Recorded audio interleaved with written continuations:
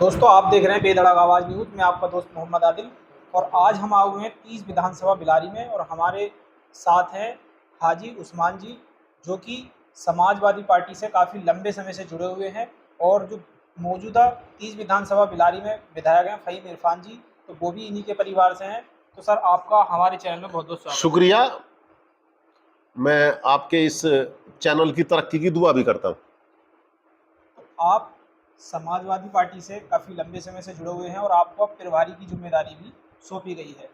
तो आप किस तरीके से जनता के पास जा रहे हैं, बिल्कुल ज़मीनी स्तर पर किस तरीके से आपकी तैयारी चल रही है, उसके बारे में थोड़ी जानकारी।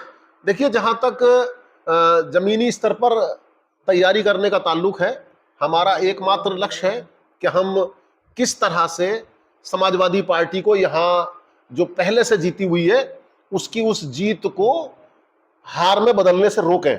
हर हालत में हमें अपनी वो सीट बरकरार रखनी है और ये उम्मीद करते हैं कि इस तरह से हम यहाँ रणनीति बनाएं ताकि आसपास की दूसरी विधानसभाओं में भी यहाँ की रणनीति को उदाहरण बनाया जा सके और जहां जहां हार हुई है उस हार को जीत में तब्दील किया जा सके। अच्छा, आप जब जाते हैं ग्रामीण लोगों की समस्या होती है, जैसे कि उनको राशन कम मिल रहा है और इस समय हाल फिलहाल में एक सरकार के द्वारा जो बिजली उपभोक्ताओं के जो कनेक्शन थे वो 1 किलोवाट के 2 किलोवाट कर दिए गए, तो उसके बारे में।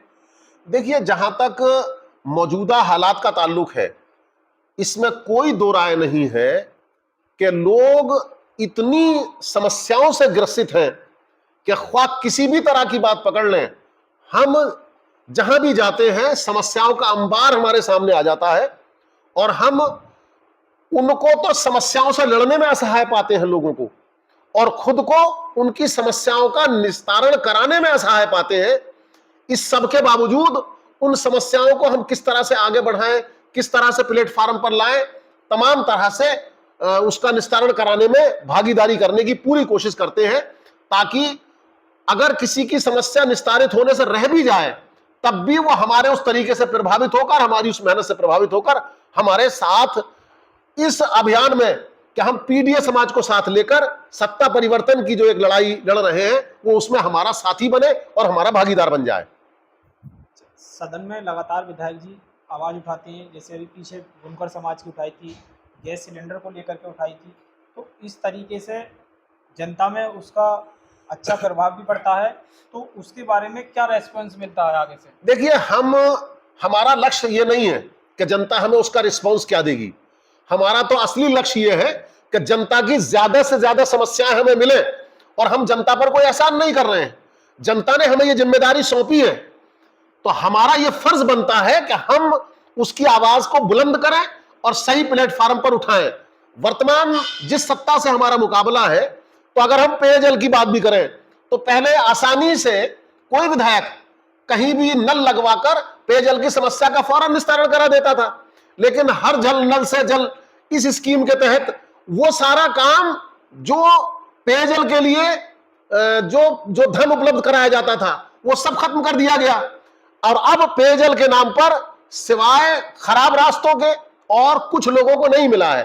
ठीक इसी तरह से बेशतर जगह तमाम जर्जर बताकर पुराने स्कूल गिरा दिए गए, लेकिन उनकी जगह नई बिल्डिंग नहीं बनाई गई है।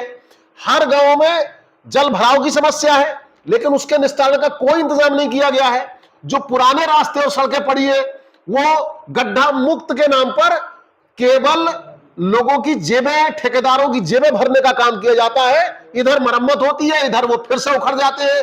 जो निर्माण कार्य कहीं अगर नए कराए भी गए हैं तो वो बहुत जल्दी उखड़ जाते हैं, उनकी क्वालिटी गिर गई है। इन तमाम चीजों को हम सामने रखने की कोशिश करते हैं और चाहते हैं कि समस्या जो लोगों की है वो जितनी हो सके निस्तारित हो जाए। अगर निस्तारण होने से रह भी जाए तो हम अपनी सरकार आने पर उसे प्राथमिकता पर लेने का वादा करते हैं। तो जैसे कि आपने सुना, उस्मान जी ने बेधड़क आवाज़ चैनल पे अपनी पूरी प्रतिक्रिया रखी, तो मैं गांव के ज़मीनी स्तर की सारी सच्चाई आपको दिखाता रहूँगा। मैं आपका दोस्त मोहम्मद आदिल, आप देख रहे हैं बेधड़क आवाज़।